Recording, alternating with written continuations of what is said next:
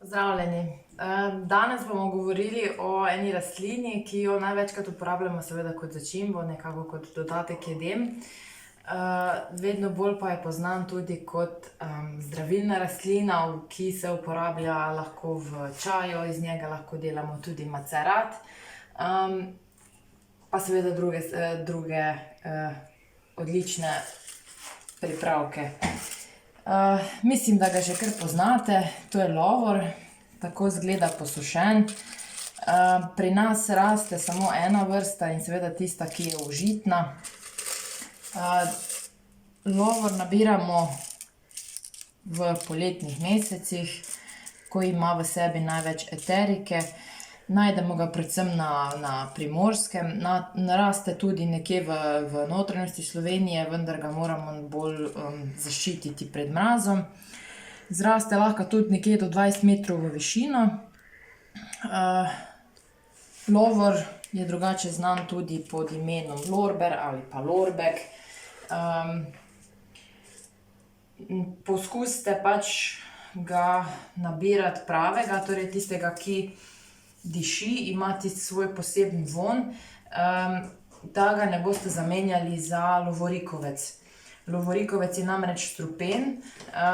Razlika med lovorikovcem pa lovorjem je predvsem ta, da lovorikovec ima pač nekoliko bolj okrogle liste in pa večje. Lovor torej se uporablja pri pripravi jedi, največ kot dodatek, dosti je, ne vem, če dodate 2-3 liste v jed. Drugače lahko iz njega pripravite tudi čaj. Čaj pomaga največ pri težavah z želodcem, če imate težave z napenjanjem, če so težave z glavoboli, črevesne težave, torej želodčne težave. Vsebuje zelo veliko vitamina C. Kot sem povedala, največkrat se uporabljajo torej za pripravo čaja kar celi listi.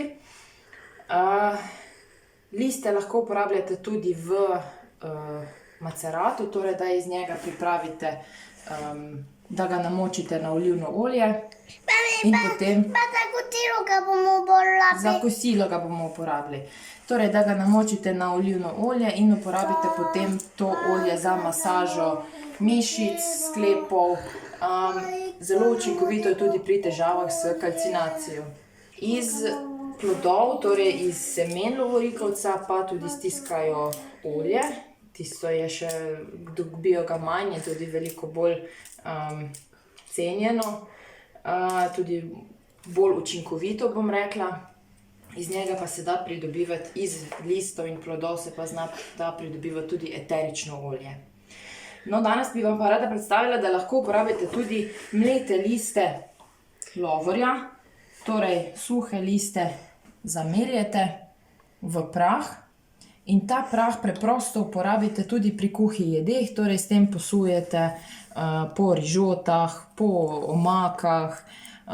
Če vam je všeč, lahko daste tudi na kakšne solate. Lahko pa pripravite iz mletih lovorjevih listov odlične krekerje.